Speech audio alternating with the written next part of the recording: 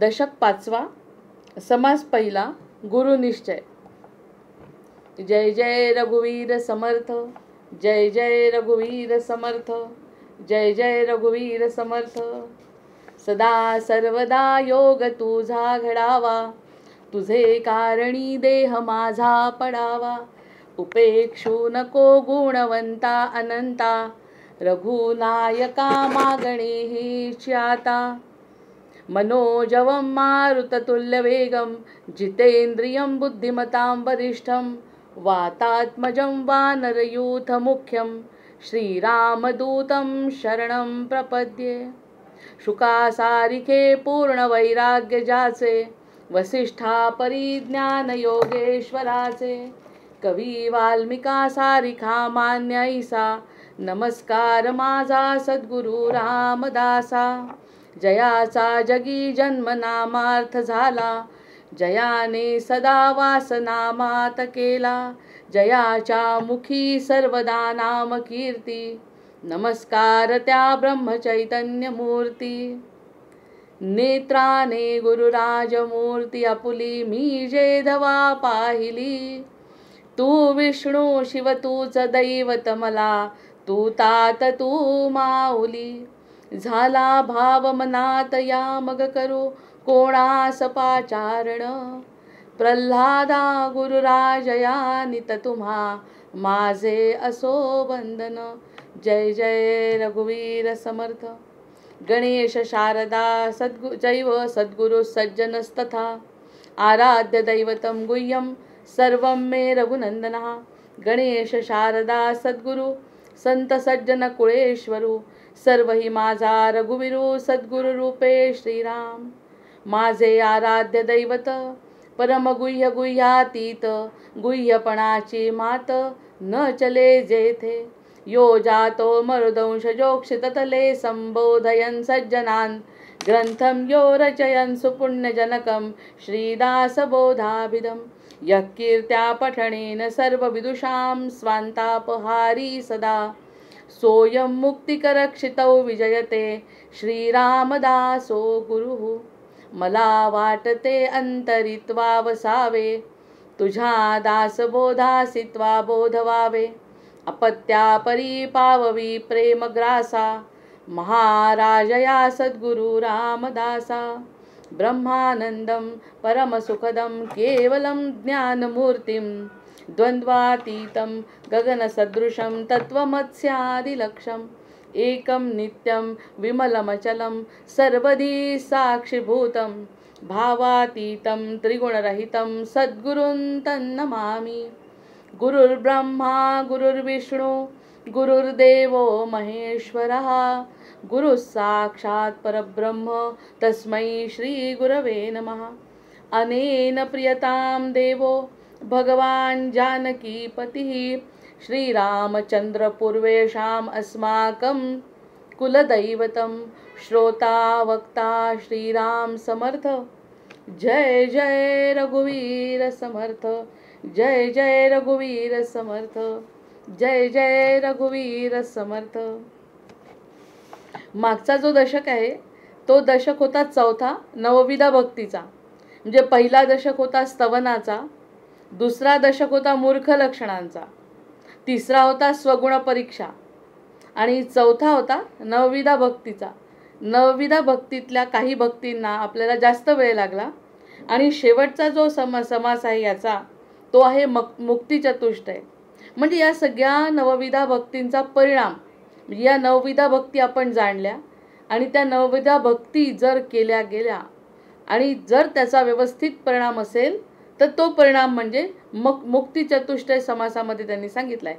मुक्तिचतुष्टय त्यातल्या चारही मुक्ती आपण बघितल्या. चारही मुक्तींपैकी तिसऱ्या तीन मुक्ती त्यांनी सांगितलं की त्याही मुक्तींपेक्षा चौथी ही सर्वश्रेष्ठ जी मुक्ती आहे ती मुक्ती आत्मनिवेदन भक्तीतून आपल्याला मिळू शकते. कोणत्याही भक्तीतून मिळू शकते. आकाशात पतितं तोयम यथा गच्छति सागरम, सर्वदेव नमस्कारा केशवम प्रति गच्छति. जसे मार्ग अनेक आहेत पण गंतव्य एकच आहे. मार्ग कोणत्याही मार्गाने आपण गेलो तरी पण मार्गांमध्ये असं आहे की त्या मार्गाचं गंतव्य कुठे आहे. त्या 3 ज्या मुक्ती आहेत त्या मुक्तींचं गंतव्य कुठे आहे? मग त्या गंतव्य स्थानावर पोहोचणं, त्याहीपेक्षा चौथी जी मुक्ती आहे सायोज्य मुक्ती, त्याचं गंतव्य स्थान म्हणजे तो आणि मी एकच आहे. अहम ब्रह्मास्मी असा जो म्हणतो आहे की मी ब्रह्म आहे म्हणजेच मी ब्रह्माचा अंश आहे, हे समजणं म्हणजे द्वैत न उरणं. आता आपण द्वैतानेच बघतो की नाही सगळ्या गोष्टींकडे. मी एखाद्या गोष्टीकडे जेव्हा बघते तेव्हा ती गोष्ट दुसरी असते. ती दुसरी गोष्ट मी बघते म्हणजे बघणारा मी आणि वस्तू दुसरी, खाणारा मी आणि खाण्याची वस्तू दुसरी. म्हणजे प्रत्येक वेळी 2 गोष्टी असतात. राग केला कोणाचा तरी तो कोणावर तरी राग करतो, म्हणजे राग ज्याच्यावर करतो तो, आणि करणारी मी. प्रेम एखाद्यावर करतो, प्रेम करणारा मी, करणारी मी, आणि ती व्यक्ती वेगळी पुन्हा. म्हणजे असं सतत दोघांचं द्वंद्व आहे. मग ह्या द्वंद्वामध्ये त्या मुक्तीचेही प्रकार आहेत. मग द्वंद्व असल्यामुळे द्वंद्व जर संपवायचं असेल तर अद्वैताकडे नेणारी जी मुक्ती आहे, म्हणजे आपण ह्या सगळ्यात इथपर्यंत आपण पोहोचू शकतो असं त्यांनी आपल्याला चौथ्या मुक्ती चतुष्टय या समासामध्ये, शेवटच्या समासामध्ये समर्थांनी सांगितलं आहे. आणि त्यांनी सांगितलं की सगुणाची भक्ती, देवता आणि भगवान यामध्ये फरक आहे. देवता आणि थोडंसं मागे उजळणी, आणि मग पुढचा हा दशकच सुरू करते. तर या ठिकाणी दशक सुरू करण्याच्या आधी त्यांनी जे सांगितलं ते पूर्ण व्हायचं राहिलं काल, की त्या ठिकाणी त्यांनी सांगितलं की सगुणाची जी भक्ती केली, रामाची भक्ती केली सगुण रूपामध्ये, आत्माराम राजाराम जेव्हा म्हटलं तेव्हा ती निर्गुणाची भक्ती होते. आणि जानकी जीवन स्मरण जय जय राम म्हणून जेव्हा आपण स्वरूपाचं वर्णन करतो आणि त्या स्वरूपामध्ये जेव्हा आपण तल्लीन होतो, ती सगुणाची भक्ती रामापर्यंत नेते. पण हा राम निर्गुण आहे म्हणून तिथपर्यंत नेते. पण देवता वेगळ्या आहेत. राम आणि देवता यामधला फरक समजायला पाहिजे. राम हा भगवान आहे, ईश्वर आहे. ईश्वराचा अवतार जरी असला तरी तो मूळ ईश्वरच आहे. हा महत्त्वाचा फरक आपल्याला लक्षात आला पाहिजे. पण इतर देवतांची जेव्हा उपासना करतो तेव्हा ती अर्धी शक्ती आहे ना भगवंताची. त्यामुळे अर्ध्या शक्तीपर्यंत सगुणाची उपासना केल्यावर आपण तिथपर्यंत पोहोचतो. त्यामुळे ती सगुण जी भक्ती आहे ती नाशवंत भक्ती आहे. नाश होतो त्या भक्तीचा आणि त्यामुळे आपल्याला गंतव्यस्थानाची प्राप्ती होत नाही. आणि निर्गुणाची भक्ती केल्यानंतर, अर्थात निर्गुणामध्ये दुसरं काही शिल्लकच राहत नाही ना.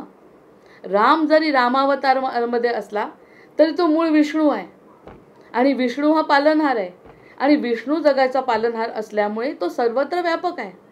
ब्रह्मांनी उत्पत्ती करून ठेवली. किती छान उदाहरण आहे. ब्रह्मा विष्णू महेश दत्ता अवतार आपण जे म्हणतो, ब्रह्मांनी उत्पत्ती केली, स्थिर झाला. उत्पत्ती करून स्थिर झाला. आणि विलयासाठी बसले आहेत आपले शिव. विलयासाठी, त्याचा नाश करण्यासाठी बसले आहेत शिव. पण सगळी जबाबदारी बिचाऱ्या विष्णूंवर आहे. त्याच्यामुळे सगळ्यात महत्त्वाची भक्ती म्हणजे सगळ्यात महत्त्वाचं आपल्या दृष्टीने तत्त्व असेल, कारण इकडे विलय आहे, इकडे जन्म आहे. जन्माच्या वेळी आपल्याला तसं काही कळत नाही आणि मृत्यूच्या वेळीही आपल्याला काही कळत नाही. त्यामुळे मूळ जे आहे आपलं मधलं, ते मधलं म्हणजे आपलं विष्णुरूप आहे.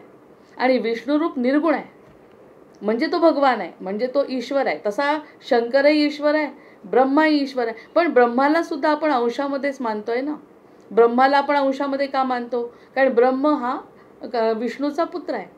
ब्रह्माला कार्य दिलं आहे की तुम्ही या विश्वाची निर्मिती करा, म्हणजे मूळ ईश्वर ब्रह्मा नाही.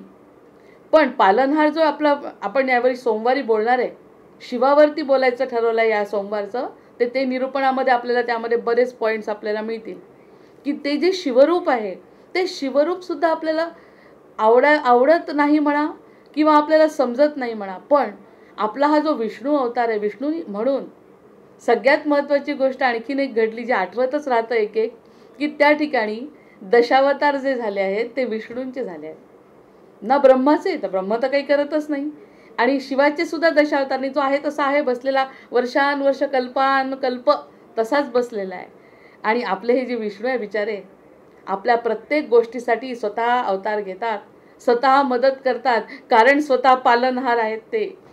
मग हा जो आहे, मग ही गोष्ट जर कळली, मग त्यांचा ब्रह्मासुद्धा त्यांचा अंश आहे आणि रुद्रसुद्धा त्यांचाच अंश आहे. मूळ विष्णूच आहे, पालन करतायत, त्यांनीच विश्वाची निर्मिती केली. म्हणजे आता हे तीनापैकी कमी कोणीच नसतं, कमी कोणीच नाही आणि अति जास्तही कोणी नाही. पण पालनहार आहेत, त्यांनी विश्वाची उत्पत्ती करायला सांगितली आणि संपवायलाही सांगितली. कुणाला? शिवाला आणि ब्रह्माला. मग हे जेव्हा आपल्याला कळतं, मग त्या निर्गुणाची उपासना म्हणजे रामाची उपासना करत असताना, कृष्णाची उपासना करत असताना, दत्तावतारासारखं या तिन्ही रूपांची उपासना करत असताना विष्णूला निर्गुणात बघणं. म्हणजे ह्या सगळ्या गोष्टी आत्माराम राजाराम म्हटल्यानंतर या सगळ्या गोष्टीचा निर्माता. मग त्याच्या जेव्हा आपण मागे लागतो, जेव्हा त्याच्याबद्दल त्याची भक्ती आपल्या मनामध्ये जेव्हा निर्माण होते, ती भक्ती खरी सायोज्य मुक्ती. ती खरी भक्ती सायोज्य मुक्ती, ती शाश्वत आहे. आता आपण शाश्वताच्या मागे लागणार ना. दासबोध वाचतोय, भगवद्गीता वाचतोय, निमित्त कोणी असो, अर्जुन असो की आणखी कोणी असो, भरत असो, भरताचं चरित्र घेतलं, कुणीही निमित्त असेल भगवंताच्या सोबत असलेले, ते सगळे निमित्त आहे. आणि तसंच निमित्त आपल्याला भगवंतानी केलं नसेल कशावरून. मग त्यामुळे तुम्ही फक्त माझ्याजवळ, आता असं वाटायचं सद्गुरू फक्त आपल्याजवळ ठेवत नाहीत. सद्गुरूंजवळ आपण गेलं तर सद्गुरू इतके निरपेक्ष आहेत की आपल्याला तिथपर्यंत आणून ठेवल्यानंतर सुद्धा स्वतःजवळ ठेवत नाही. इथपर्यंत आपल्याला ज्ञान होतं की सद्गुरूसुद्धा स्वतःजवळ ठेवत नाही. मग रामाजवळ जरी गेल्यावर राम स्वतःजवळ न ठेवता निर्गुणाकडे पाठवतो, म्हणजे आपल्या स्वतःची ओळख करून देतो. आणि तू कोण आहे तर तू माझा आहे, मी तुझा आहे, तू माझा आहे. आणि काही दिवसांनी आणखी वर वर चढत जर माणसाने विचार केला, कल्पनेचा विस्तार केला, आपल्या बुद्धीला त्या दृष्टीने जर चालवलं, तर आपण त्याचे आहोत, त्याचा अंश आहोत, त्याच्यासारखे आहोत किंवा तोच आहोत. असा अनुभवसुद्धा एखाद्या क्षणी या समर्थांना आलेला असेल, आलेला असेल म्हणजे आलेला असेल हे स्वतःच्या बाबतीत म्हणत होतो आपण, की समर्थांना हा अनुभव आलेला आहे. त्यामुळे ते काय म्हणतात की निर्गुणाची उपासना करा, सगुणामध्ये रमू नका. म्हणजे अर्धे भाग बाजूला झाले की नाही उपचाराचे. उपचार जे करतो त्या उपचाराचे अर्धे भाग तर निघूनच गेले. फुल व्हायलाच पाहिजे, पारायण केलंच पाहिजे, हे काही अपेक्षितच नाही. प्रत्येक क्षण जर भगवंताचा झाला, भगवंताचा विसरच पडला नाही, की जे काही घडतं आहे त्यामध्ये जर आनंदच मिळतो आहे, आणि काही घडलं तरी दुःखच होत नाही, आणि काही झालं तरी आनंदही होत नाही, आणि स्थिर जर वृत्ती झाली. आजच एकाने खूप मोठा प्रश्न विचारला, मला वाटतं त्याचं प्रश्नाचं उत्तरसुद्धा मी प्रश्नासकट टाकलं आहे ग्रुपवरती. कारण त्याच्या मनामध्ये एवढा संभ्रम, त्या प्रश्नाला 2-3 मिनटं त्याला उत्तरं दिल्याबरोबर त्याला शांत वाटलं. म्हणजे भ्रम आणि संभ्रम असतातच, तर त्या गोष्टी निर्गुण आणि सगुण. मग जे सगुण करायचं नाही असं नाही, पण सगुण हा वेदांत सुरू झाल्यामुळे त्यावरती थोडं बोलत असताना विस्तारच होतो आहे की निर्गुणाची उपासनापर्यंत आपल्याला न्यायचं असेल तर ही भक्ती आता शेवटची मुक्ती चतुष्टयातला हा शेवटचा भाग, जो आपण आता निर्गुणापर्यंत पायरीने पोचायचा आहे. पण एकदम निर्गुणापर्यंत कसं जाणार, तो दिसतच नाही ना. मुख्य म्हणजे दिसत नाही, हाच तर मोठा प्रश्न आहे. दिसलं असतं आपल्या डोळ्यांनी तर आपल्याला सगळं समजलं असतं, पण दिसतच नाही ह्या सगळ्या गोष्टी ज्या काही घडतात. आणि आतमध्ये झालेला आनंदही कळत नाही कशाचा आहे. मग हा कळत नसल्यामुळे हे अज्ञानाचा पगडा जो आहे ना, तो एक दिवस असं त्यांना म्हणायचं की तुम्ही तो पगडाच काढून टाका सगळा मनातला, त्यांनाच म्हणायचं. आणि मग पायरीनी सगुणाकडून निर्गुणाकडे जाण्याचा मार्ग मोकळा होतो. आणि निर्गुणाकडे जाणे म्हणजेच स्वतःजवळ येणे. दुसरीकडे जाण्याची गरज नाही, काहीच करायचं नाही, हे अवघे प्रांजळ कळे. आणि हे सगळं प्रांजळपणे कळून येतं.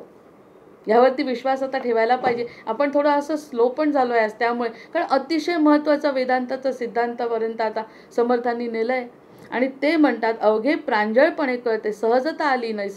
सहजता म्हणजे अनैसर्गिकतेच्या विरुद्ध. जे काही आपण वागतोय ते अनैसर्गिक आहे आपल्या दृष्टीने, आपल्या आत्म्याच्या दृष्टीने अनैसर्गिक वागतो. आत्म्याला ते काहीच नको आहे. प्रत्यक्षात विचार करून बघा, सुख पाहिजे असताना ह्या सगळ्या गोष्टींची गरज त्या आत्म्याला आहे का? तो कशात सुखी राहतो आणि कशात दुःखी होतो याचा आत्मपरीक्षणातून जर विचार केला, खरंच कशाची गरज नाही आहे. पण तरी थोडंफार मायेच्या आधाराने आपण राहिलं आणि त्याच्यातून सुख घेतलं, अडचण काही नाही. पण पायरीमध्ये जसं काल धनश्री ताईंच्या व्याख्यानामध्ये त्यांनी सांगितलं की पायरीने सगळं सोडायचं. आणि सगळं सोडणे मनाने, बसायचं खुर्चीवरच, पण खुर्ची गेली तरी चालेल आणि असली तरी चालेल, असं सोडत जेव्हा आपण पायरीने पोहोचू तर ते सगुणाच्याही पुढे जाऊ म्हणतात. अशी सगुणाच्या पुढे म्हणजेच राम ह्या मूर्तीच्या पुढे जे रामतत्व आहे, आत्माराम राजाराम भगवंत हृदयस्थ आहे अशी श्री गुरूंची कृपा जर झाली, सद्गुरू कृपा केलिया सद्गुरू केलिया हे अवघे प्रांजळ कळे श्रीराम. इथे आपला हा 4था दशक संपलेला आहे. आता हा जो 5वा दशक सुरू होणार आहे, त्या 5व्या दशकामध्ये सुरुवातीला थोडंसं माहिती. 5वा दशक खूप सोपा आहे.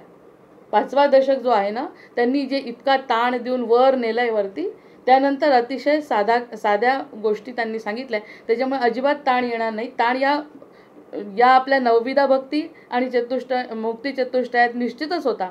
कारण आपलं स्वतःचं ओळख करून घेणं एवढं कठीण आहे.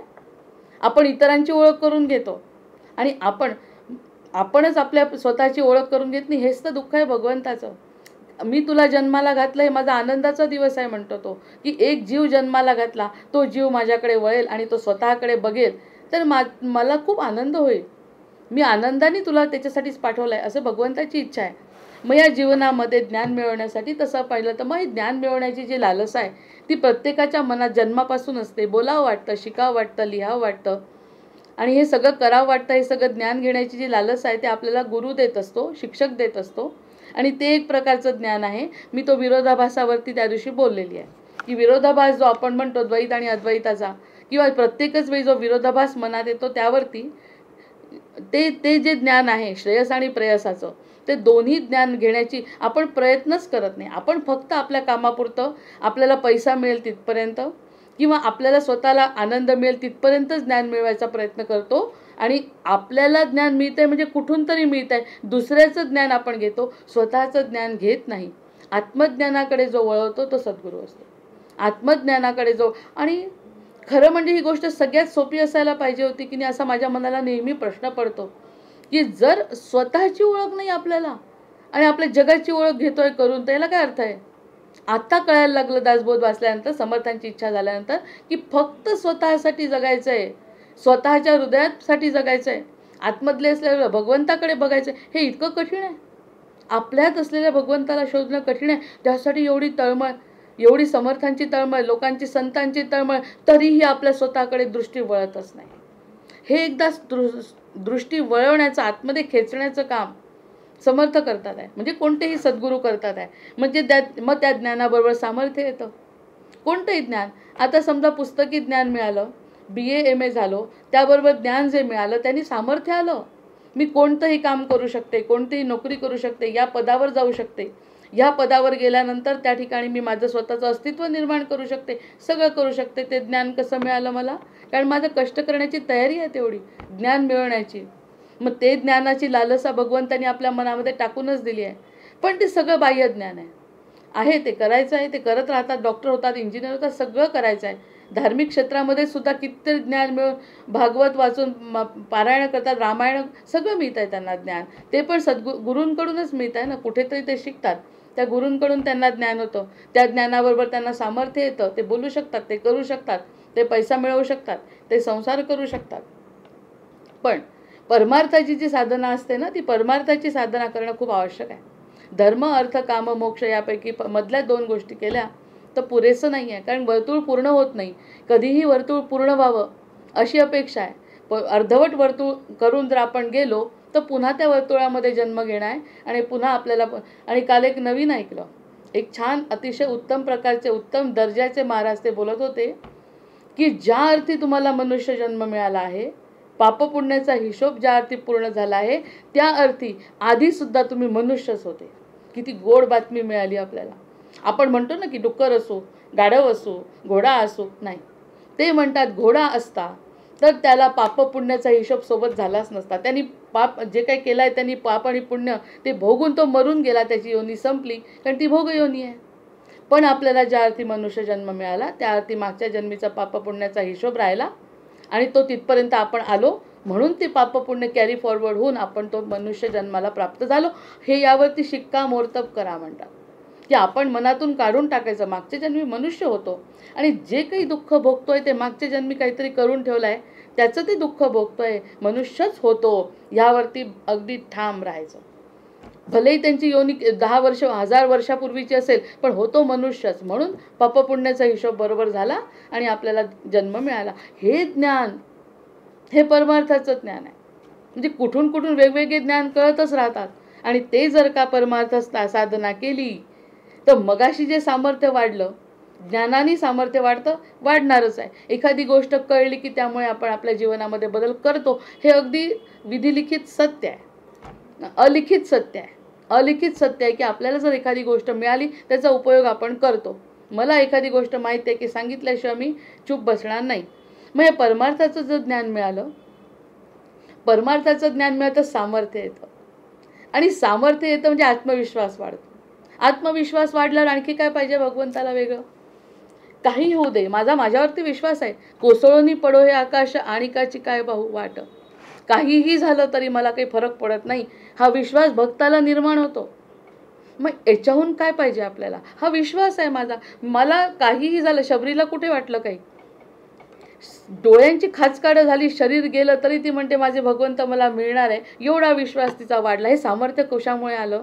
गुरुकृपेने आलं. गुरु निघूनही गेले आणि गुरु तिच्यासोबतही नव्हते. म्हणजे गुरु जे देतात, जो घेणारा शिष्य असेल तर ते गुरु गेल्यानंतर सुद्धा तो त्यांच्या शब्दावर विश्वास ठेवतो आणि आत्मज्ञान प्राप्त करू शकतो. करतो म्हणजे प्रत्येकजण करत नाही. 100% लोकांवर हेच चालू आहे प्रयोग. भगवंताचे आणि सद्गुरूंचे प्रयोग हेच चालू आहेत. पण त्याच्यातला 1% आपल्यापर्यंत पोचतो, असं भगवंताची इच्छा आहे. पण तो म्हणतो जास्तीत जास्त लोकांनी यावं. आता आम्ही माणिकनगरला गेलो. माणिकनगरला ते म्हणे असे लोक पोचतात की ज्यांचं भाग्य फळाला आलंय. पण त्यांनी सगळीकडे ॲडव्हर्टाईज केली. सगळीकडे आता स्वर्ग आहे म्हणतात पृथ्वीवरचा तो, त्यांनी सगळीकडे मोठ्या प्रमाणामध्ये ॲडव्हर्टाईज केली. पण जाणारे लोक किती जे जाणार होते त्यांचे कॅन्सल झाले आणि जे नव्हते जाणार ते जाऊन तिथे वेळेवर पोहोचले. मग या साध्या साध्या गोष्टी जर घडतात जीवनामध्ये तर या स्वर्गापर्यंत, वैकुंठापर्यंत, भगवंतापर्यंत पोचणारे किती कमी असतील. संधी सगळ्यांना सारखी आहे, सगळ्यांच्या समोर बोलतात. मग हे जे आत्मज्ञान आहे ना, त्यांनी दुसरा काही फरक पडत नाही जीवनामध्ये. मग त्यांनी सांगितलं ना की ज्ञानी असेल तर त्याला शरीराला दुःख होत नाही का? होतं. ज्ञानी असेल तर त्याच्या संसारात दुःख नसतं का? असतं. तुकाराम महाराजांना नव्हतं का? होतं. फक्त एकनाथ महाराजच एक वेगळे वैशिष्ट्य. ज्ञानेश्वरांचं दुःख तर आपण विचार पण करू शकत नाही. जसं देशासाठी सावरकरांनी केलं, त्यांचं दुःख आपण म्हणजे विचार पण करू शकत नाही. तरी ते ध्येयप्रेरित असल्यामुळे त्यांना त्यांचं गंतव्यस्थान मिळालं असणारच आहे, याच्यावरती निश्चित खात्री आहे. मग हे जे आत्मज्ञानाचा हा जर परिणाम मोठा होत असेल, हा आत्मज्ञानाचा परिणाम आहे. कशामुळे आला आत्मज्ञान? ती परमार्थाची साधना. परमार्थाची साधना म्हणजे काय? की सहजता आणायची मनामध्ये आणि सगळं सद्गुरूंवरती सोपवायचं. कर्म आपण करायचे पण विश्वास सद्गुरूवर ठेवायचा. मग हे 2 प्रकारचे जे ज्ञान आहे त्याचं जी प्रस्तावना आहे दशक 5वेची, अतिशय गोड अशी प्रस्तावना आहे की ज्या ठिकाणी आता हे जे मिळालं आपल्याला संसाराचं ज्ञान, ते सगळं लौकिक ज्ञान आहे. कारण त्याचे परिणाम आपण दिसले आपल्याला ताबडतोब की मी छान शिकली, 98% पास झाले, मेरिट आल्याबरोबर मला पाहिजे तशी नोकरी मिळाली आणि मी माझा अतिशय उत्तम संसार करू शकले. मुलगा असो मुलगी असो, यांना ह्याचे परिणाम आपल्याला स्पष्ट दिसतात की यांनी जे कष्ट केले त्या कष्टाचे चीज झालं आणि त्यांना मग ह्याला लौकिक ज्ञानाचा उपयोग म्हणतो की लौकिक ज्ञान मिळवलं आणि त्याचा उपयोग झाला. मग हे लौकिक ज्ञान समजलं, दिसलं, सगळ्यांमध्ये आपण मिरवलं, सगळं काही केलं आणि मिरवण्यासाठीच आहे ते. लौकिकाचं ज्ञान प्रदर्शन जे आहे ते मिरवण्यासाठीच आहे की या जागेवर मी कशी पोहोचली, इतके कष्ट माझे, इतकी 12-12 तास मी अभ्यास केला, दिव्याखाली बसून अभ्यास केला, या गुरुजींनी मला असं ज्ञान दिलं, त्याचं मी इतके वेळा उजळणी केली, तेव्हा कुठे मला, आणि जेव्हा माझी परीक्षेची वेळ आली तेव्हा मला ते सगळं आठवलं. ते सगळं जे गुरूंनी हे सगळं आपण सांगू शकतो, मोकळ्या मनाने सांगतो आपण. इतकं केलं आणि तेव्हा कुठे मला लौकिकाचं ज्ञान झालं आणि हे सगळं झाल्यानंतर आनंद भोगला. हे ज्ञान मिळाल्यानंतर दुसऱ्या प्रकारचं जे ज्ञान आहे पारमार्थिक ज्ञान, ते अलौकिक आहे. आता अलौकिकात असतं की ते आनंद आहे. अलौकिक, असामान्य, हे सगळे जे शब्द आहेत ते अनंतासाठी म्हणजे भगवंतासाठी वापरलेले आहे. म्हणजे दुसरं ज्ञान जे आहे ना ते अलौकिक आहे आणि हे लौकिक आहे. मग इथे जर हा फरक असेल, लौकिकाचं वाईट कोणी म्हटलंय का? नाही. कारण आपल्याला जे करायचं आहे कर्तव्य ते लौकिकात करणार आहे, त्याचं कौतुकही वाटणार आहे, अभिमान वाटणार आहे. हे सगळे सुखदुःख आपण एकमेकांशी बोलू पण शकतो. मला दुःख आलं मी सांगू शकतो. लोक म्हणू शकतात की हे दुःख खरंच खूपच कठीण आहे तुम्हाला सांभाळणं, हे कसं तुम्ही सहन करता. हे सगळी देवाणघेवाण होऊ शकते लौकिकातली. ज्ञानामुळे जी काही माझं सामर्थ्य वाढलं आहे त्या सामर्थ्याने मी या ज्ञानाची देवाणघेवाण करू शकते. पण अगदी याच्या विरुद्ध अलौकिकाचं ज्ञान जे दिसतही नाही, तो भगवंतही दिसत नाही आणि ते ज्ञान करत असताना काही कळतच नाही. म्हणजे मला काही प्राप्त झालं समजा चुकून माकून तर ते मला सांगता पण येत नाही. मग हे सगळं किती वेगळं. हे गुह्य ज्ञान म्हणून त्याला गुह्य ज्ञान म्हणतात, की जे फक्त खाजगी आहे. सांगायचा प्रयत्न केला तर लोकांना विश्वास बसत नाही आणि नाही सांगावं म्हटलं तर आतमध्ये त्रास होतो की मला तर सगळं कळलं आहे असं वाटत असेल त्या लोकांना. पण ते अलौकिकाचं ज्ञान असल्यामुळे एखाद्यांनी जर त्यांनी म्हणे राम येणार आहे जेव्हा समर्थ म्हणाले, सगळ्या मंदिराची निर्मिती झाली, पूर्ण विटांपासून सगळ्या लोकांनी कार्य केलं आणि मंदिर उभारलं गेलं, पूर्ण मूर्तीचाच पत्ता नाही. पण विश्वास आत्मज्ञान असल्यामुळे विश्वास भरपूर होता, कारण ते आणि भगवंत वेगळा नाहीच आहे ना. राम आणि समर्थ वेगळे नाहीच आहे. कशाला? ते अवतारच आहेत रामाचा. त्यामुळे म्हणजे ते काय सगळेच आपण अवतार आहोत, पण त्यांना ती जाणीव होती, आपल्याला ती नाही. मग हे सगळं असताना ते किती शांत झोपले आणि झोपेत त्यांचे स्फुरण पावायला लागले बाहू.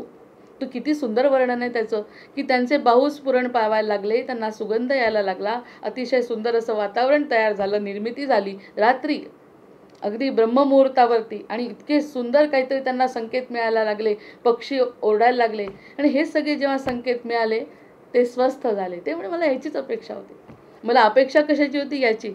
बरं, हा जो अनुभव आहे ते सांगण्यासाठी जी परवाची गोष्ट सांगितली, ती परवाची गोष्ट सांगितली वेणास्वामींची, की वेणास्वामीच एक अशा होत्या की ज्यांच्याजवळ समर्थ. आता इथे स्त्री पुरुष भेद मनात आणायचं काही कारण नाही, कारण हे सगळ्या अलौकिकाच्या गोष्टी सांगल्या. आपल्या लौकिकातलं काहीच बोलत नाही आहे, अद्वैताचं बोलतोय. म्हणजे ते जर एकच आहेत सगळे अशा पद्धतीचं बोलताय तर ते वेणास्वामींच्या ऐवजी कल्याण असता तर कल्याणाला सांगितलं असतं, आपण वेगळा अर्थ काढला असता का?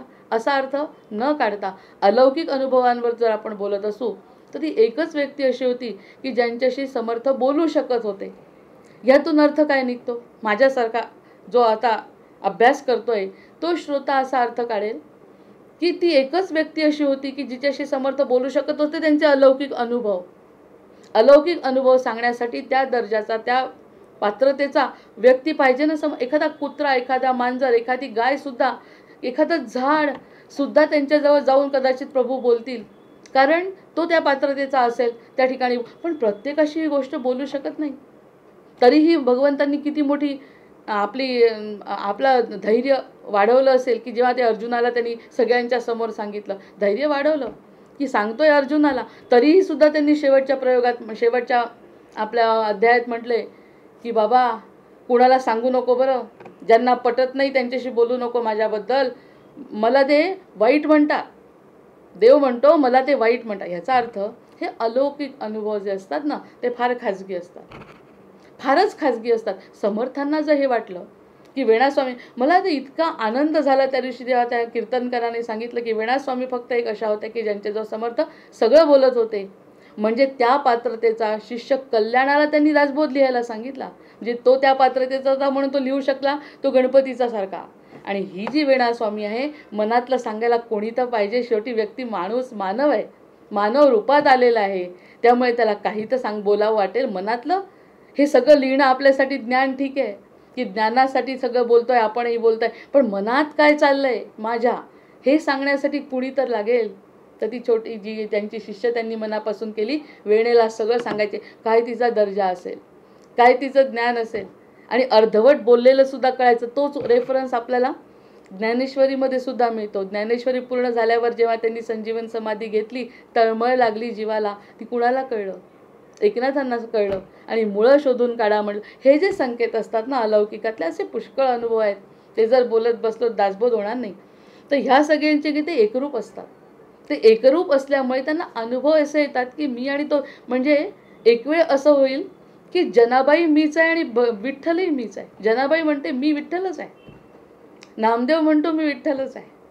हे म्हणतात नाही, ते अनुभवतात. ते मग अनुभवल्यावर त्यांनी सांगितलं, कुठे पटलं? नाही पटत. मग हे अलौकिक अनुभव पटत नाही ना, हाच मोठा प्रश्न आहे.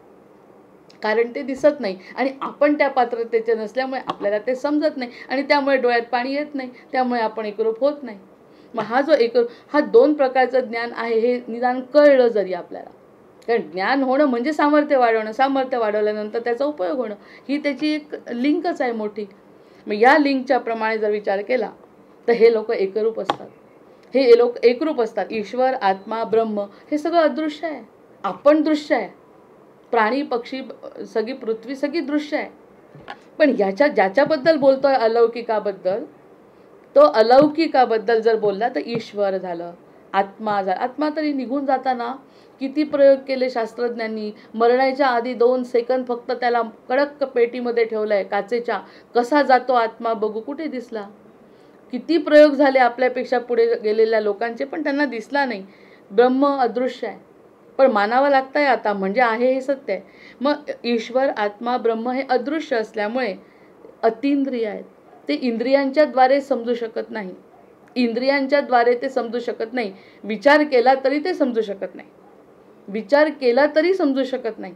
मग समजेल कसं? म्हणजे काय ते असंच जाणार का अर्धवट? मग त्याची सोय केली आहे ना. आपल्याला समजत नाही, आपली बुद्धी चालत नाही, आपण विचार करतो तसं काही नाही. अतींद्रिय आहे. हा अनुभवच अलौकिक आहे ना. मग हा अनुभव, हे किती मोठं इंट्रोडक्शन झालं याचं. हा अनुभव अलौकिक आहे. आपण लौकिकाला पार केल्याशिवाय अलौकिक अनुभव कसा येईल? आता एखादं संकट आलं, इतका सुंदर चंद्र दिसतोय आज. एखादं संकट आलं, एखाद्या व्यक्तीने आपल्याला त्रास दिला आणि देत, एखादा काय खूप लोकं त्रास देतात, जे उद्ध्वस्त करून टाकतात आपलं जीवन, अपमान करून. मग अपमान करून पण वेळ अशी येते कधी कधी की तो अपमान झाले, लोक म्हणतात ना की माझी वेळ आली की दाखवेन, तसं आहे. मग जर वेळ आली तर त्यावेळी फॉरगिव्ह अँड फॉरगेट हा महत्त्वाचा रूल इंग्लिशमध्ये आम्हाला शिकवला होता. Forgive and forget. त्यावेळी जर तुम्ही त्याला क्षमा केली आणि ती क्षमा मी केली आहे हे जर विसरलो, तर जो अनुभव येतो तो अलौकिक अनुभव आहे. मी जर त्या गोष्टीचा विसरलो, त्यांनी केलेला अपमान, जसं ज्ञानेश्वरांनी केलं आहे, हेच ज्ञानेश्वरांनी केलं आहे. आपल्याला साध्याचं कोणाचा अपमान झाला, अपमान झाल्यावरती आपण त्यावरती तेच उगाळत स्वतःचं, त्याचं तर काही नुकसान होत नाही, आपलं नुकसान होतं हे कितीतरी लोकांनी सिद्ध केलं आहे. पण फॉरगिव्ह अँड फॉरगेट म्हणजे त्यांनी फॉरगिव्ह केलं, फॉरगेट केलं, विसरले. आणि नुसते विसरले नाही तर त्यांच्यासाठी पसायदान मागितलं, सगळ्यांसाठी. तो पारलौकिक अनुभव आपण कसा घेणार आहे जोपर्यंत आपण त्या दुःखातच तळमळत राहू? आणि कसा त्याचा बदला घेऊ, कसा त्याच्यावरती राग करू, कसं त्याला मारून टाकू, कसा त्याचा जीव घेऊ, त्याला उद्ध्वस्त कसा करून टाकू, असा विचार केला, पारलौकिक अनुभव येऊच शकत नाही, अलौकिक अनुभव येऊ शकत नाही. त्यामुळे दुसऱ्या प्रकारचं ज्ञान आहे ते आपल्याला आत्म्यापर्यंत नेणारं ज्ञान आहे. आत्मा आपल्याला तसंच म्हणत असतो, तुला खरं सुख पाहिजे, नको चिडू ग, नको त्याचा राग करू. असे जे अनुभव असतात ना, ते समजले तरी वळत नाही. मग वळत नाही म्हणून दिसत नाही, दिसत नाही म्हणून तो अनुभव आपल्याला येत नाही. ज्ञानेश्वरांकडे नुसतं बघणं सोपं आहे की ज्ञानेश्वरांनी संजीवन घेतली आणि यांना क्षमा केली, त्यांना क्षमा केली, आपण एकालाही क्षमा करत नाही. मग अशा प्रकारचा अनुभव घेण्याचा प्रयत्न जरी आपण केला, एक क्षण जरी असं वाटायला काय करायचं आहे आपल्याला कशाशी, अगदी साधा जीवनातला अनुभव. म्हणून हा दासबोध हा ग्रंथ जो आहे तो जीवनकला आहे. एक क्षण फक्त जाऊ दे ना, झालं ते झालं, विसरलं, सोडलं. धनश्रीताई तेच बोलल्या काल की सोडून दिलं, सोडून दिल्याबरोबर हलकेपणा आला. आणि मग तेव्हा कुठे त्यांना जो शांत झोप लागते, चिडचिड होण्याने जे रक्त आटतंय ते रक्त न आटता त्यांना जी शांत झोप लागते, तो पारलौकिक अनुभव आहे म्हणतात. आणि तो अनुभव घेण्याचा प्रयत्न जर प्रत्येकाने केला तर ते दुसऱ्या प्रकारचं ज्ञान कसं मिळतं, कोण देतं ते आपल्याला, तसं स्वतःहून तर कळतच नाही. पण सद्गुरूंच्याकडे गेल्यानंतर बाकी आपल्याला ते ज्ञान मिळतं. आणि मग या ठिकाणी त्यांनी सांगितलं, मग अनुभव जर अलौकिक आहे तर यात 2 प्रकार आहेत. अलौकिक अनुभव घ्यायचा असेल तर त्यामध्ये 2 प्रकार आहेत, एक तर भक्तिमार्ग, एक तर ज्ञानमार्ग. ह्यावरती पण माझं निरूपण झालेलं आहे, त्याचे पण व्हिडिओ ऐकू शकतो की भक्तिमार्गाने काय होत आहे. 3 भागामध्ये जे मला भगवंत भेटेल का ही जी सिरीज आहे त्यामध्ये ते पूर्ण त्याच्यावरती निरूपण आलेलं आहे की मी भक्तीने, एक तर त्याला म्हणायचं की तू जसं करशील तसं, किंवा ज्ञानमार्गाने असं म्हणायचं की तो आणि मी वेगळा नाही आहे. हा ज्ञानमार्ग आहे, पण ज्ञानमार्गाने भगवंत मिळत नाही, भक्तिमार्गाने मिळतो. भक्ती केली आणि माझं सगळं काही तुझं आहे आणि तू माझा आहे, या भक्तिभाव, जे देशील ते माझं आहे, मानावा राम सर्वदा करता, असं जेव्हा आपण म्हणू तेव्हा भक्तिमार्गातला 2 मार्ग जे भक्तिमार्ग आणि ज्ञानमार्ग. कर्ममार्ग तर सुरूच आहे, कर्ममार्ग लौकिकासाठी. आता आपल्याला लक्षात आलं, कर्ममार्ग लौकिकासाठी सुरूच आहे. लौकिक आणि अलौकिक मध्ये जर भेद असेल तर लौकिकाचा कर्ममार्ग सुरू आहे, आणि त्याच्यामध्ये खंड पडण्याचं काही कारणही नाही. पण जे अलौकिकाबद्दल बोलतोय त्यामध्ये फक्त ज्ञानमार्ग आणि भक्तिमार्ग शिल्लक राहिला. तर ज्ञानमार्गाने प्रभू भेटत नाही, भक्तिमार्गाने प्रभू भेटतात. याचं कारण आपल्याला जे पाहिजे ते त्यांना कळतं. आपण त्यांना सांगायची गरज नाही, कारण ते आपल्या आत विराजमान असतात. आपल्याला इथेही लोकांपासून आपण लपवलं, मी अशी नाही, मी तशी नाही, पण मी कशी आहे हे त्यांना चांगल्या रीतीने माहिती आहे. किंवा मला खरं काय पाहिजे आहे हे सुद्धा त्यांना माहिती आहे. कारण जन्माच्या आधीपासून माझ्या गेल्यानंतरसुद्धा काय होणार आहे या सगळ्या गोष्टींचं ज्ञान भगवंताला आहे. मग आता जे जे काही आपल्याला अनुभवाला शिरते, आपल्याला अनुभव, आणि आणखी एक वरची स्टेप सांगितली आहे, माझ्या मनाने विचार करते आहे. समजा अनुभव आला, मी त्याच्याशी बोलली की सिद्धी झाली आणि अनुभव आला, तर जे जे काही अनुभव आलं ना, अनुभव आला म्हणजेच ते खरं नाही. अनुभव आला म्हणजे खरं नाही. याचं कारण आता कळलं असेल. तो अनुभव आला, मग मी घेतला, म्हणजेच तो अनुभव वेगळा आणि मी वेगळी. पुन्हा मला तो फायद्याचा नाही. म्हणून नेती नेती असा निश्चय कर, ते नाही, ते नाही, ते नाही, अजून पुढे, अजून पुढे, असं बोलायचं आहे.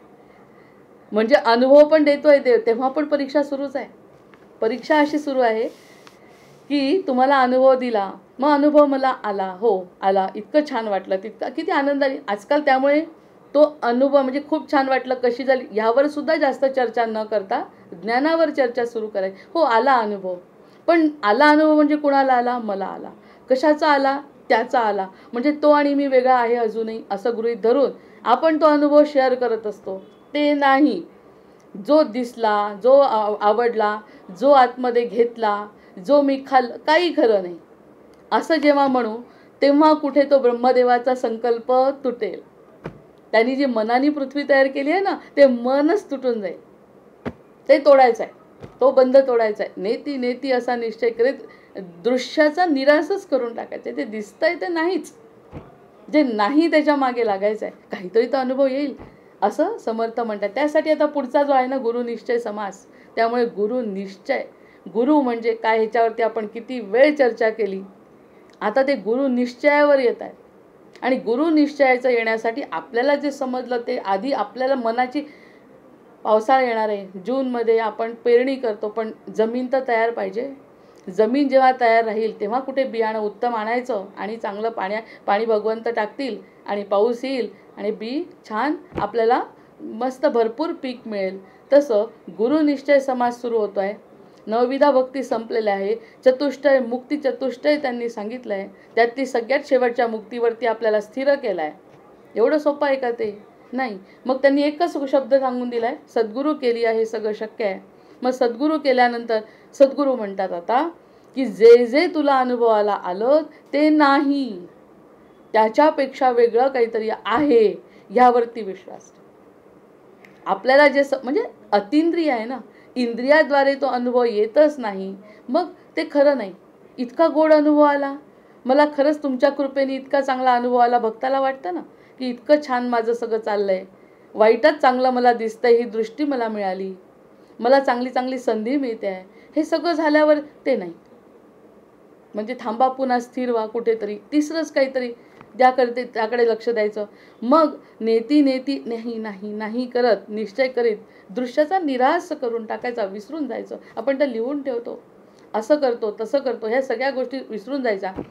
मग स्वतःचा देह प्राण, मग जेव्हा आपण असा निश्चय करतो तेव्हा मला जे वाटलं मनाने, मला माझ्या देहाला जे वाटलं, मला माझ्या प्राणांना जे वाटलं, जे माझ्या बुद्धीला वाटलं, हे सगळं खोटं आहे. हे सगळं एक पायरी समजू फक्त. आणि हे उमजून मग त्या ठिकाणी शुद्ध स्वयंप्रकाश उत्पन्न होतो. त्याला आत्मसाक्षात्कार म्हणतात. आत्मसाक्षात्कार म्हणजे या सगळ्या गोष्टी नाही, पण मी आहे. आणि हे सगळं खरं नाही. म्हणजे आतापर्यंत आपल्याला शिकवलं की दृश्य खरं नाही आहे फक्त, की म्हणजे आपला हा संसार खोटा, ही पृथ्वी खोटी, नाही नाही. आपला गोड अनुभव सुद्धा खरा नाही. कारण तो अनुभव घेत असताना मी आणि तो वेगळा आहे.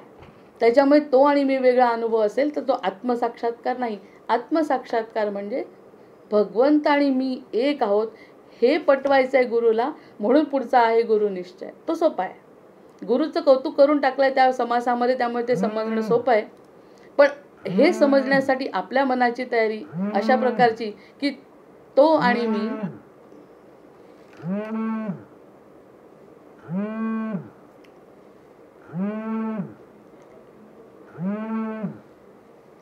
तो आणि मी वेगळा नाही, मी त्याचा अंश आहे हे समजायचं आहे ना त्यांना. त्यामुळे आतला हा एकच लाईन अंडरलाईनची आहे. मुलीचा इतका फोन येतोय की आपली एकच लाईन आहे की उमजून शुद्ध स्वयंप्रकाश मीचा साक्षात्कार व्हावा. शुद्ध स्वयं हे वेद आहे की नाही, थोडंसं वेद असल्यामुळे त्याचं जे उजळणी आहे ती सांगणं आणि समजणं थोडं कठीण आहे. मग आता मला आठवतं आहे थोडंसं, माझ्या बाबतीत जर विचार केला तर थोडंसं असं आठवतं आहे की एक ओळ मला फार आठवायची, त्याचा पहिली ओळ आठवत नाही आहे. पण मला ती देवाची पूजा झाल्यानंतर लहानपणापासून मी ही ओळ नेहमी आत्मसाक्षात्कार व्हावा, प्रकृतीचा खेळ कळावा. किती महत्त्वाची ओळ मला आवडत होती हे मला आता आवडायला लागलं की चला बीज तिथपासून रुजल्या गेलं आहे की आत्मसाक्षात्कार व्हावा, प्रकृतीचा खेळ करावा. आता मी शोधते कोणत्या स्तोत्रानंतर आहे ते. मराठी स्तोत्र आहे आणि बहुतेक त्या महालक्ष्मीचं स्तोत्र आहे. आणि त्या तिकडे कधी म्हणतात ब्रह्मसाक्षात्कार व्हावा, प्रकृतीचा खेळ कळावा. समर्थ म्हणतात या ठिकाणी ब्रह्मसाक्षात्कार म्हणजेच आत्मसाक्षात्कार आहे. मी प्रत्येक वेळी म्हणायचे आत्मसाक्षात्कार व्हावा, प्रकृतीचा खेळ कळावा. नंतर म्हणायचे ब्रह्मसाक्षात्कार व्हावा, प्रकृतीचा खेळ कळावा. म्हणजे दोन वेगळे आहे. म्हणजे त्या ठिकाणी सुद्धा असं वाटत होतं की दोन वेगळे. हा ज्ञानमार्ग असल्यामुळे त्या ज्ञानाचं इथपर्यंत आणून ठेवलं आहे आता की ज्ञानामध्ये जखडून न राहता आता भक्तिमार्गाकडे वळा. आणि भक्तिमार्गाने सद्गुरूंच्या मागे जर गेलो तर सद्गुरू आपल्याला कुठे नेऊन ठेवतील त्याला सांगता येत नाही. वास्तविक आत्मा हे आपलं स्वरूप आहे. आता यावरती थोडंसं चिंतन की आत्मा हे आपलं स्वरूप आहे, मूळ स्वरूप. जसं पाण्याचं उदाहरण आहे, होतोय की नाही सुरू समास. आपण पाण्याचं उदाहरण घेतलं, पाणी ठेवलं, उकळलं, भरपूर उकळलं, पण उकळल्यानंतर पाणी थंडाकडे वळत आहे आणि थंड होत आहे पाणी. म्हणजे पाण्याचं मूळ स्वरूप जे आहे त्या स्वरूपाकडे येतं. बर्फ जरी केला तरी बर्फ वितळून पुन्हा पाणी, पाण्याला उकळवलं तरी ते वाफ जरी झाली तरी पुन्हा पाणी.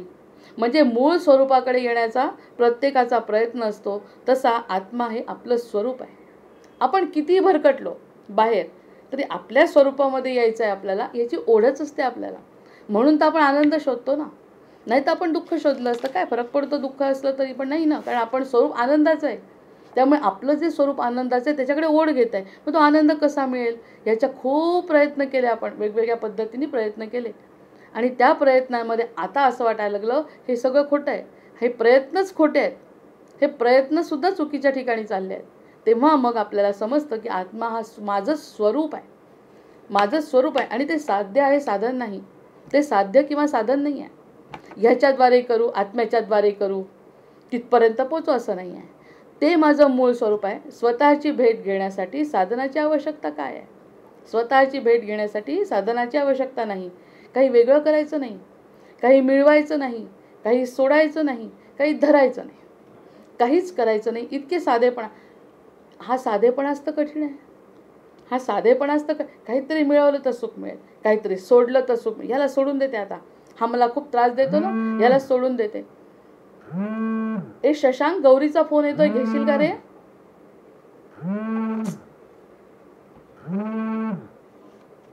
हो, काहीतरी मिळवल्याने सुख मिळेल याचा मला राग येतोय, ह्या गोष्टीचा मला राग येतोय. मग राग आल्यानंतर त्या व्यक्तीला सोडून दिल्याने मला सुख मिळेल. हे सुद्धा एक प्रकारचं सुख मिळवण्याचे प्रयत्नच आहेत ना माझे. पण हे सगळं काहीच करायची गरज नाही आहे. असं काहीही करायची गरज नाही आहे. जे आहे तसं अनुभव घेणं महत्त्वाचं आहे. आणि तो जो अनुभव घेतो ना, तो देह नाही घेत, तो आत्मा घेतो. हा असा वागला, तो तसा वागला, पण मला असं वागायचं आहे, मला तसं करायचं आहे. ह्याच्यात आनंद नाही, याच्यात सुख नाही, याच्यात दुःख नाही. हे भरणारा कोण आहे? मी आहे. मग तो कशात सुखी आहे हा शोध घ्यायचा. आणि हे काही जे काही करायचं ते तसं आहे तसं, म्हणजेच आपली अविद्या जी आहे, जे खोटं ज्ञान आहे, खोटा भ्रम आहे, ह्याच्यातून मिळेल त्याच्यातून मिळेल हे सोडल्याने मिळेल, तो भ्रम सोडायचा आहे. ती निवृत्ती झाली पाहिजे. आणि तिच्या निवृत्तीसाठी भक्ती किंवा ज्ञानमार्ग आचरावा लागतो. हा दृष्टिकोन सद्गुरू देतात. ह्यासाठी बाकी काय सोडायचं, काय सोडायचं नाही, काय धरायचं, काय धरायचं नाही, हे सगळं ज्ञान सद्गुरू देतात. म्हणजे ते देतच असतात. कसे देतात त्यांचं त्यांना माहीत. पुन्हा त्याच्यावरती चर्चा करायची नाही, कारण ते अलौकिक अनुभव आहेत. त्यामुळे ते कसे देतील काही सांगता येत नाही, कारण तो वैयक्तिक आणि खाजगी अनुभव असल्यामुळे त्यावर कोण कसं चर्चा करणार. आपण ती चर्चा करू शकत नाही. पण आपण भक्तिमार्ग अनुसरू शकतो. सद्गुरू आणि सच्चिचे दोन असतात. सद्गुरू आणि सच्चिचे दोन असतातच. मग तिथे द्वैत म्हणेल कोणीतरी, की मग हा जाणणारा वेगळा आणि ऐकणारा वेगळा असं म्हणतात. पण जेव्हा ते ऐकतात आणि जेव्हा ते एकरूप होतात, आपुल्यासारखे करीती तात्काळ, त्यामुळे तिथे द्वैत राहत नाही, अद्वैत निर्माण होतं. सच्चिच्छ असेल तर सद्गुरू तर असतातच, सद्गुरू तर चांगले असतातच, त्याबद्दल काही शंका असण्याचं कारण नाही. सच्चिच्छच नसतात ना, हाच तर प्रश्न आहे. त्यामुळे सच्चिच्छावर एक वेगळा समास आहे त्यांचा. तो जर सच्चिच्छ, मग द्वैत आहे का त्या ठिकाणी? म्हणजे प्रत्येक शंकेचं निरसन करण्याचा प्रयत्न करते की द्वैत. आपण आताच म्हटलं की गुलाबजाम खाणारा, गुलाबजाम वेगळा आणि मी वेगळी असं जर मी सांगितलं तर शिष्य आणि सद्गुरू वेगळे नाही का? पण जेव्हा ते एकरूप होतात, जेव्हा त्यांचं ज्ञान एकमेकांना पटतं, जेव्हा ते एकमेकांच्या अनुसरून वर्तन करतात, त्यावेळी ते अद्वैतात असतात, त्यावेळी ते अद्वैतात असतात. त्याच्यामुळे हा जो दृष्टिकोन आहे ते सद्गुरू देतात. आणि ते काय देतात? ते दुसरीकडचं काहीच उचलून आणून देत नाही, या संसारातलं काहीही आणून देत नाही, त्याला त्याचं स्वतःचं ज्ञान देतात. किती मोठा गुण आहे सद्गुरूंचा हा. सद्गुरू स्वतःचं ज्ञान नाही देत, मी असं केलं, मी 12 वर्ष फिरलो, मी तपश्चर्या केली. कधीतरी स्वतःबद्दल त्यांनी कौतुक केलं. त्यांचे शिष्य सांगतात, समर्थांचं असं आहे, या ठिकाणी इतके फिरले. आता हे शंकराचार्य आले होते, वयाच्या 12व्या वर्षी त्यांचे 3दा भारत भ्रमण झालं. हे त्यांचे शिष्य सांगतात, ते नाही सांगत, ते स्वतः अजिबात सांगत नाहीत. खरं तर सद्गुरूंना सांगण्यासारखं किती आहे, माझं आयुष्य कसं आहे, काहीच हे लोक सांगत नाहीत स्वतःबद्दल. उलट सांगतात, तू बाबा तिथपर्यंत जाऊ शकतो. इथे निरपेक्षता, निर्मळता, पवित्रता, निरपेक्षता हे सगळे गुण त्यांच्यामध्ये आणि केवळ भक्तावर कृपा करणे, केवळ आणि केवळ भक्ताला आनंद देणे, केवळ आणि केवळ भक्ताला रामाची किंवा त्याच्या आराध्य दैवताची भेट घडवून देणे आणि शेवटी स्वतःची भेट घडवून देणे, एवढंच उद्दिष्ट ठेवून सद्गुरू असतात. त्यामुळे ते दोघे जरी असले, ते जे ज्ञान असतं ते अद्वैताचं ज्ञान ते गोळा करतात. ते ज्ञान, तो ज्ञानमार्ग आहे त्यांचा, की मला त्यांच्याबद्दल कळायचं आहे, मला माझ्याबद्दल कळायचं आहे, तर ज्ञानच मिळवतात. त्यांनी ते सामर्थ्यवानही होतात, पण ते एकमेकांशी तद्रूप असतात, ते एकमेकांशी एकरूप असतात. ते सांगणारा एक, श्रोता वक्ता श्रीराम समर्थ. प्रत्येक ठिकाणी जोडी असते. जो काही जोडीने राहील, जो काही एकरूप होऊन राहील.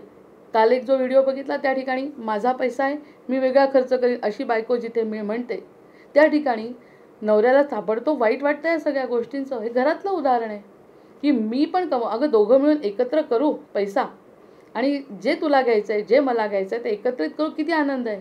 पण नाही, मला माझं वेगळं करायचं आहे, कारण माझ्या पैशातून मला करायचं आहे. हा जो अभिमान आहे किंवा वेगळेपणा आहे, हा वेगळेपणा द्वैताचा अनुभव आहे. तेच त्यांनी एकत्र होऊन जर संसार केला आणि त्यांनी दोघांनी एकत्र पैसे केले, एखादा निर्णय एकत्र घेतला, तर त्यातून जे काही ते घेतील, कदाचित कोणाचं कमी होईल, कोणाचं जास्त होईल घेणं, पण एखाद्या पुढच्या महिन्यात हिचं घेणार, या महिन्यात त्यांचं घेणार, असं करत करत जे एकत्रितपणे जो संसार होईल तो वेगळा. आणि माझं करत दोघंही दुखावल्या जातात.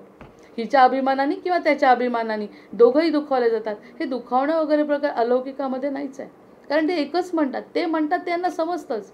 आणि हे जे करतात ते नतमस्तक होऊन त्यांच्या पायाशी बसलेले असतात, फक्त ते शिष्य आहे म्हणून. प्रत्यक्षात ते एकच असतात. तो त्यांना जो आशीर्वाद देतो ते तो म्हणतो तू माझाच आहे, तू माझाच अंश आहे, असं जवळ घेतात त्याला. तेव्हा फक्त मी मोठा आणि माझं जो ज्ञान आहे तेवढं मी देतो. निवृत्तीनाथांजवळ जसे ज्ञानेश्वर गेले, त्यांना काय ज्ञान कमी होतं ज्ञानेश्वरांना? की ज्ञानेश्वरांजवळ ज्ञान नव्हतं का? निवृत्तीनाथांजवळ जरा जास्त होतं. पण असं नाही, गुरूंकडे जाणं आणि गुरूंमध्ये जाऊन द्वैत विसरण्यासाठी सद्गुरू आहे. आणि ते एकदा का द्वैत विसरलं, अद्वैत झालं की ते अद्वैत, ते म्हणतात तुला आत्मज्ञान झालं, आणि आत्मज्ञान झाल्यानंतर तुला आता भगवंताचं वेगळं स्वरूप करण्याची आता गरज उरणार नाही. मग याच्यामध्ये पुन्हा आणि पण ते अधिकार पाहिजे, तसा अधिकार पाहिजे, जसा अधिकार असेल त्याप्रमाणे. मग त्याच्यातही पुन्हा किती कठीण आहे पुढे जाणं. पण पहिला अधिकार आहे तो बद्ध असतो, दुसरा मुमुक्षु. ते खेळण्याच्या उदाहरणावर आपण सांगितलं होतं की जी मुलं खेळायला रेतीवरती जमतात त्यांना किती आनंद मिळतो. ते बद्ध नंतर असतात मुमुक्षु, ज्यांची आपल्यासारखी इच्छा असते काहीतरी चांगलं घडावं. आता इकडचं सुटलं आहे थोडंफार मनानी, पण पुढे काय आहे माहिती नाही. ही मुमुक्ष अवस्था आहे. साधक म्हणजे त्यासाठी प्रयत्न करणारे आहेत की आता आपल्याला जायचं आहे तिकडे, प्रयत्न तर करायला पाहिजे काहीतरी मी, तर तो साधक आहे. आणि सिद्ध म्हणजे त्याला सगळं काही मिळालं आहे. असे 4 आपापल्या अवस्थेप्रमाणे त्या अधिकाराप्रमाणे, ज्ञानाच्या अधिकाराप्रमाणे त्या प्रमाणात सद्गुरू त्याला पुढे नेतात. आणि हे नेण्याचं काम एकटे सद्गुरूच फक्त करू शकतात.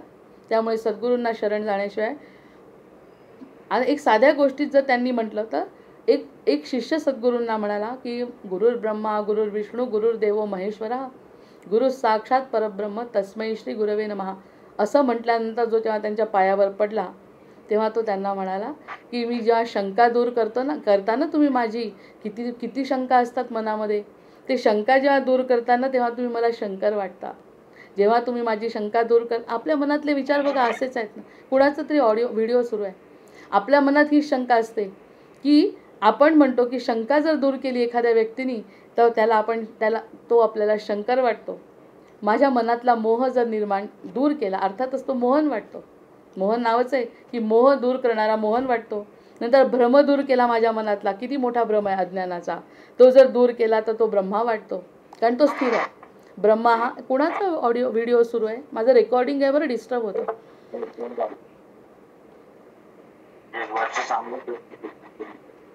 तुम्ही म्यूट करा बरं दादा, आनंद दादा तुम्ही म्यूट करा त्यांना. आणि भ्रम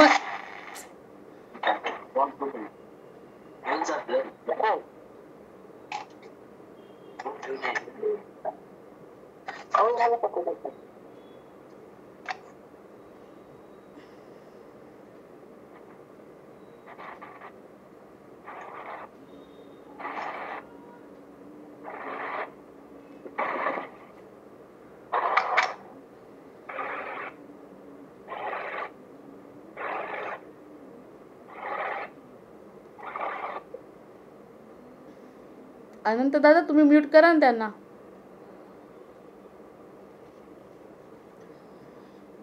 आणि भ्रम जर माझ्या मनामध्ये निर्माण झाला आणि तो भ्रम जर दूर झाला तर त्याला आपण ब्रह्मा म्हणू, कारण तो स्थिर असतो. नंतर जर दुर्गतीपासून जर मला वाचवलं, एखाद्या कठीण संकटातून आपण म्हणतो देवीची उपासना करा, तर दुर्गती जर माझी झाली आणि त्यापासून जर मला वाचवलं तर आपण त्याच गुरुला दुर्गा रूपात बघतो असं शिष्य म्हणतोय. शिष्य कोणत्या रूपात सद्गुरूंना पाहिजे सांगता येत नाही. नंतर माझा जर गुरुर किंवा भ्रम दूर केला तर तो मला गुरुजी वाटता. मग या अशा पद्धतीने वेगवेगळ्या रूपामध्ये गुरुजी माझ्या समोर येतात. आपापल्या अधिकाराप्रमाणे गुरुजी त्यांना तसं मार्गदर्शन करतात. मग यासाठी शंकराचार्यांनी जो स्तोत्र म्हटलाय, शंकराचार्य किती हुशार. शंकराचार्यांची परंपरा अद्वैतासाठी, आपले अद्वैत सिद्धांत आहे दासबोध म्हणजे सुद्धा. तर शंकराचार्यांची जी परंपरा आहे त्या ठिकाणी शंकराचार्य कसे होते. शंकराचार्य म्हणाले, शंकराचार्यांना सगळं ज्ञान आहे. मुळातच त्यांना प्रश्न विचारला त्यांच्या गुरूंनी, तू कोण आहे, तू कोण आहे असं म्हटल्याबरोबर त्यांचं ते प्रसिद्ध वाक्य आहे ना, किम ज्योतिस्तव भानुमान हनिमे रात्रौ प्रदीपादिकं स्यादेवं रविदीपदर्शनविधौ किं ज्योतिराख्याहि मे चक्षुस्तस्य निमीलनदिसमये किं दीर्घयो दर्शने किं तत्राहमतो भवान् परमकं ज्योतिस्तदस्मि प्रभो. प्रश्न विचारला सद्गुरूंनी की तू कोण आहे, आणि तो म्हणाला की मला एका शब्दात सांगा मी कोण आहे. मला प्रश्नांचं उत्तर तुम्ही द्या. मला जेव्हा त्यांनी प्रश्न विचारला तेव्हा त्याच्या प्रश्न आणि तो शिष्य आणि सद्गुरू कसे होते, तर त्यांनी म्हणाले की तुला दिवसा कोण सांगितलं आहे की दिवसा तुला कसं दिसतं, दिवसा तो जो प्रकाश असतो तो कसा असतो, कोण देतो तुला तो प्रकाश, तर तो सांगतो. त्यातून बरोबर आपल्याला आपला मार्ग सापडणार आहे. या सगळ्या गोष्टींचा जर विचार व्यवस्थित केला गेला तर आपल्याला काही ना काहीतरी मार्गदर्शक तथ्य त्या ठिकाणी मिळणार आहे. त्यांनी जो प्रश्न विचारला त्यावर त्यांनी प्रश्न विचारला, दिवसा तू कशाच्या प्रकाशात बघतो, तर त्यांनी सांगितलं दिवसा मी सूर्याच्या प्रकाशात बघतो. आता सूर्य आहे ना, मग मी सूर्याच्या प्रकाशात स्पष्ट दिसतो. मग ते गुरु म्हणतात की रात्री कुठे सूर्य असतो, रात्री सूर्य नसतो, तर तू बघतो कशाच्या प्रकाशात, तर तो म्हणतो की एक तर दिवा असतो किंवा चंद्र असतो. तो म्हणतो चंद्र नेहमी थोडी असतो, चंद्र अमावस्येला नसतो. मग चंद्र अमावस्येला नसतो तेव्हा मी दिव्याच्या प्रकाशात बघतो, ज्योतीच्या प्रकाशात बघतो, पण बघतो. मग ते म्हणतात जेव्हा दिवाही नाही ज्योतीही नसेल तर तू हे ज्योतीला आणि दिव्याला कशाच्या प्रकाशात बघतो, तर तो म्हणतो माझ्या डोळ्यांनी बघतो. कुठून बघतो, कुठून प्रकाश मिळतो, माझ्या डोळ्यांनी बघतो. हा त्याचा श्लोकाचा अर्थ आहे. आणि डोळ्यांनी बघतो, मग डोळे बंद असताना तू बघत नाही का. बंद असताना समजा तुम्हाला जेवायला वाढलं आणि जेवल्यानंतर आपला हात बरोबर तोंडातच जातो, हे कसं घडतं. मग तुझे डोळे बंद आहेत म्हणजे आधी दिवसात सूर्य आहे, त्यानंतर चंद्र आहे, चंद्रही नसला तर दिवा आहे, दिवा नसला तर डोळे आहे, डोळे नसले तर कशाने बघतो, डोळे बंद केल्यावरती तो म्हणतो मला बुद्धीने समजतं, माझी जी बुद्धी आहे. मग बुद्धीला प्रकाश कोण देतो, तर तो म्हणतो माझ्या आत्म्याचा प्रकाश. मला आतून कळतं, मला आतून कळतं की जेवण आलेलं आहे. मग आतून कळतं, मग आत्म्याचा प्रकाश कोण देतं. इथे येऊन गुरु थांबले की आत्म्याला प्रकाश कोण देतं. मग त्यावेळी ते हुशार असल्यामुळे, सत्शिष्य असल्यामुळे त्यांनी सांगितलं की आत्म्याला प्रकाश परमात्मा देतो. मग आता इथे सगळं त्या दिवसाच्या प्रकाशाहून आतल्या प्रकाशापर्यंत जेव्हा सद्गुरू नेतील तेव्हा तो म्हणतो, म्हणून हे प्रभो तुम्हीच परमज्योती आहात. आणि त्यावेळी शिष्यांनी मानलंय आणि शिष्य म्हणतात माझं काही नाही, मी जे हे सगळं दिवसा सूर्याच्या प्रकाशात, चंद्राच्या प्रकाशात, बुद्धीच्या प्रकाशात किंवा आत्म्याच्या प्रकाशात बघतो ते केवळ आणि केवळ तुम्ही आहात. म्हणून प्रभूच्या कृपेने परमात्म्याच्या प्रकाशात मी तुम्हाला बघत असतो, अन्यथा माझं काही अस्तित्व नाही. आणि तुमचा आणि शेवटचा महत्त्वाचा मुद्दा ते मांडतात की आणि तुमच्यामुळेच मी प्रकाशमान आहे. तुमच्यामुळे मी प्रकाशमान आहे म्हणजे मीही त्याच ज्योतीचा अंश आहे.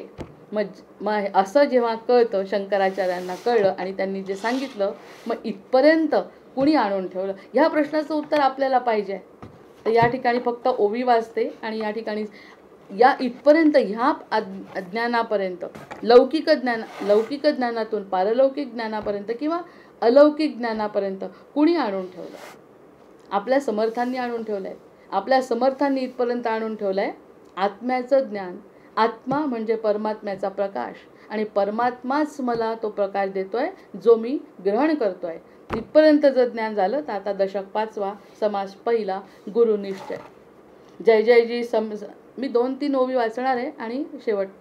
जय जयजी सद्गुरू पूर्णकामा परमपुरुषा आत्मया रामा, अनुर्वाच्य तुमचा महिमा वर्णिना नवचे श्रीराम. आहे ना सोपं आता पुढचं.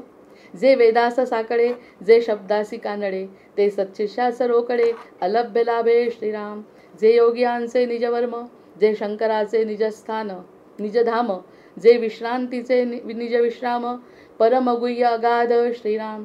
ते ब्रह्म तुमचे नियोगे, स्वय आपणची होईजे अंगे, दुर्गट संसाराचे निपांगे पांगिजे ना सर्वथा श्रीराम. आता स्वामीचे निलडीवाळपणे, गुरु शिष्यांची लक्षणे, सांगिजे तेणे प्रमाणे, मुमुक्षे शरण जावे श्रीराम.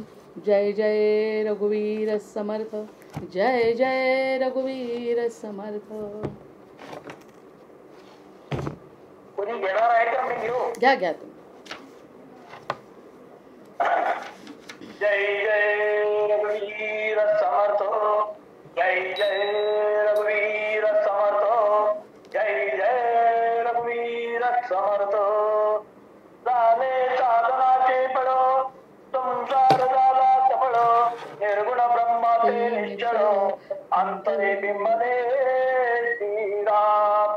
हिशेब झाला मायेचा, झाला निवाडा तत्वाचा, साध्य होता साधनांचा, ठाव नाही श्रीराम. सत्य जे देखिले ते जागृतीच उडाले, सहजची अनिर्वाच्य झाले, बोलता नये श्रीराम. ऐसे विवेकी जाणावे, सत्य पुढेची पाळावे, जन्म मृत्यूच्या नावे शून्याकार श्रीराम. भक्ताचे निसाभिमाने, कृपा केली दाशरथीने, समर्थ कृपेची वचने, तो हा दास बोध श्रीराम. ही सदशबद्धास बोध, श्रवणद्वारे गीता शोध, मनन करत्यास विशद, परमार्थ होतो श्रीराम. ही सदशबद्धोनिशे समास, साधके पावे सावकाश, विवरता विशेष विशेष, फळो लागे श्रीराम. ग्रंथाचे करावे स्तवन, चलण्याचे काय प्रयोजन, येते तथ्यास कारण, तथ्यो पावा श्रीराम. ते तमपाचा भूतांचा, करता आत्मा तेजीचा, आणि कवित्व प्रकार मनुष्याचा, कशावरुणी श्रीराम. सकल करणे जगदीशाचे, आणि काय मनुष्याचे ऐशा प्रमाण बोलण्याचे काय घ्यावे श्रीराम सकळ देहाचा झाला केला तत्व समुदाय उडाला तेथे कोण्या पदार्थाला आपले म्हणावे श्रीराम ऐशी विचारांची कामे उगेच ब्रह्मये गमे जगदीश्वर अनुक्रमे सकळ केले श्रीराम जय जय रघुवीर समर्थ जय जय रघुवीर समर्थ जय जय रघुवीर समर्थ वंदे देवं विष्णुमशेषस्थितिहेतुं त्वामध्यात्मज्ञानविरन्तर्हृदि भाव्यं हेयाहेयद्वन्द्वविहीनं परमेकं सत्तामात्रं सर्वरदुस्तं ऋषिरूपं प्राणापानो निश्चयबुद्ध्या रुधिरुद्ध्वा चित्वा सर्वसंशयबन्धं विषयोगान् पश्यन्तीशं यङ्गतमोहायतयस्तं वन्दे रामं रत्नकिरीटं रविभासं मायातीतं माधवमाद्यं जगदादिं मानातीतं मोहविनाशं मुनिवन्द्यं योगिद्धेयं योगविधानं परिपूर्णं वन्दे रामं रञ्जितलोकं रमणीयं भावाभावप्रत्ययहीनं भवमुख्यैर्योगासक्तैरर्चितपादाम्बुजयुग्मं नित्यं शुद्धं बुद्धिमनन्तं प्रणवाख्यं वन्दे रामं वीरमशेषासुररावं त्वं मे नाथो नाथितकार्याखिलकारी मानातीतो माधवरूपोऽखिलधारी भक्त्यागम्यो भावितरूपो भवहारी योगाभ्यासैर्भावितचेतः सहचारी त्वामद्यन्तं लोकततीनां परमीशं लोकानां नो लौकिकमानैरुदिगम्यं भक्तिश्रद्धाभावसमेतैर्भजनीयं वन्दे रामं सुन्दरमिन्दीवरनीलं को वा ज्ञातुं त्वामतिमानं गतमानं मानासक्तो माधवशक्तो मुनिमान्यं वृन्दारण्ये वन्दितवृन्दाकरवृन्दं वन्दे रामं भवमुखवन्द्यं सुखकन्दं नानाशास्त्रैर्वेदकदम्बै प्रतिपाद्यं नित्यानन्दं निर्विषयज्ञानमनादिं मत्सेवार्थं मानुषभावं प्रतिपन्नं वन्दे रामं मरकतवर्णं मथुरेशं श्रद्धायुक्तो यः पठति मम स्तवमाद्यं ब्रह्मं ब्रह्मज्ञानविधानं भुवि मर्त्यः रामं श्यामं कामिदकामप्रदमीशं ध्यात्वा ध्यात्वा पातकजालैर्विगतः स्यात् सीताकान्तस्मरण जय जय राम महारुद्र हनुमान की जय जय जय रघुवीर समर्थ आवाहनं न जानामि तवार्चन पूजां चैव न जानामि क्षम्यतां परमेश्वर क्षम्यतां परमेश्वर क्षम्यतां परमेश्वर।